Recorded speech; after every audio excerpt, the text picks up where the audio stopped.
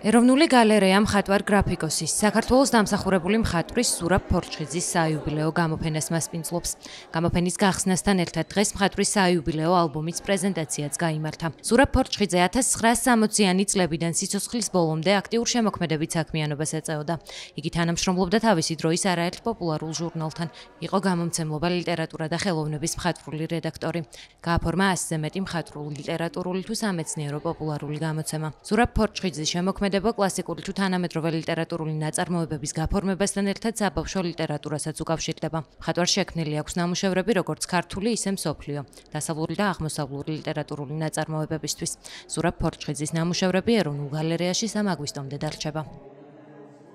ზურაბ ფორჩხიძე მამაჩემი იმ პლეიადის წარმომადგენელია, რომლებმაც 60-იანი წლებიდან სადღაც 90-იანებზე უმაღლეს მწვერვალზე აიყვანეს ილუსტრირების ხელოვნება და მეამაყება, რომ ამ ქართველ მხატვართა ჯგუფში, რომლებიც აი ესეთი უნიჭიერესები იყვნენ და თავისი საკუთარი ხელწერა გააჩნდათ ყველას, მამას ერთ-ერთი თვალსაჩინო ადგილი უჭირავს. ის ნაწარმოებები, რომლებიც აი ქართულ ისტორიასთან არის დაკავშირებული, ყველაზე საუკეთესო ნამუშევრები, როგორც არის თამარიანი, როგორც არის ბასიანის ბრძოლა და მათი ილუსტრაციები ისეთი მაღალი დონის გამოვიდა, რომ აი კიდე უფრო უწყობს, რომ მთლიანად შეიგრძნო ადამიანმა რა დიდებული სული გვაქვს ქართველებს და რამხელა კულტურა გაგვაჩნია. აკეთებდა რაღაც არაჩვეულებრივ საქმეს, ქმნიდა არაჩვეულებრივ პროდუქციას, გასცემდა ამ სითბოსა და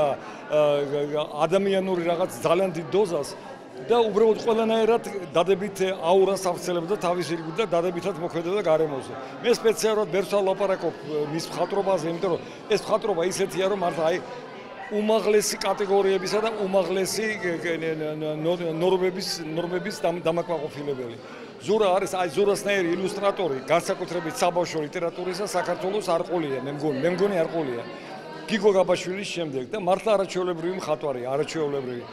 არაჩვეულებრივად ფლობდა ყველა ტექნიკას, გრაფიკისას. ილუსტრაციაში მუშაობდა მთელი თავისი ცხოვრება, მაგრამ ისეთი მრავალფეროვანი იყო და ისეთი ინდივიდუალური იყო თავისი გამომსახველობითი ფორმებით, რომ აი ათაში ამოიცნობდი ხოლმე მის ხელწერას. მომთხოვნის საკუთარი თავის მიმართ, რომ მაქსიმალური გაეკეთებინა, რასაც ხელს მოკიდებდა და ეს იგრძნობა, ესეთი დონის მხატვარი ხელზე ჩამოსათვლელია.